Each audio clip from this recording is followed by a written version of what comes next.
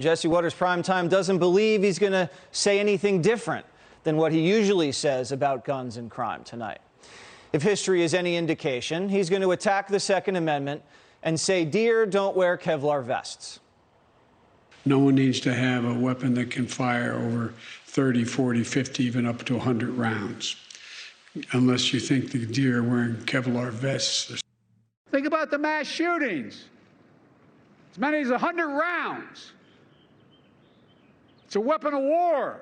But no amendment to the Constitution is absolute. If I'm elected and I'm coming for you and gun manufacturers, I'm going to take you on. So to gun owners out there who say, well, a Biden administration means they're going to come for my guns. Bingo. You're right if you have an assault weapon. The fact of the matter is they should be illegal, period. What we don't expect to hear much about tonight is violence in America's inner cities. Most of the mass shootings which have taken place, mass shootings are defined as shootings where 4 or more people are shot at a time, take place with handguns in urban America. The year's already been bloody, with homicides already on pace to top last year's highs in many cities, and the summer hasn't even started yet. Most of them you'll never hear about, these mass shootings. They don't fit the media's narrative. According to the FBI's latest data, in 2020, there were more than 8,000 murders using handguns. But for some reason, Joe Biden won't talk about that. The gangs shooting at each other in the south side of Chicago aren't using AR-15s. The guns they're using are hot guns. Criminals don't follow the law. Chicago has the strictest gun laws in the country, but it's the murder capital of the country. Think about that for a second.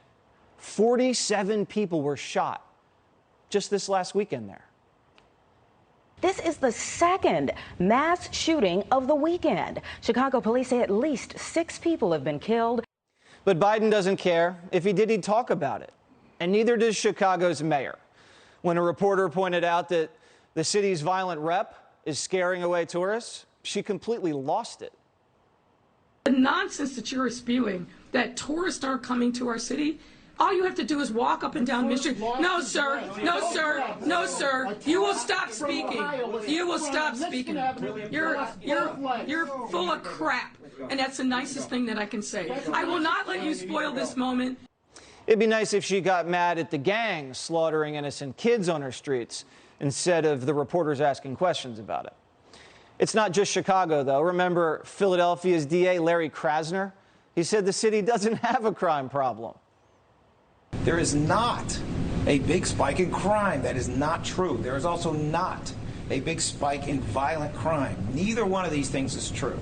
We don't have a crisis of lawlessness. We don't have a crisis of crime. We don't have a crisis of violence.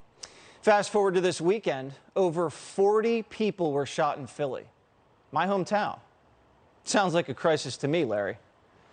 Pretending violence isn't real leaves more innocent people dead.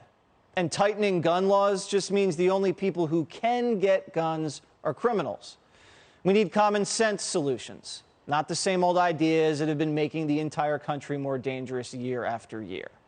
Is Biden ready to look at the facts and protect Americans? I've laid out on the air specific policies to harden schools and beef up red flag laws. These are easy, common sense solutions all Americans can agree on. We've also discussed on this show the need to keep violent criminals off the streets.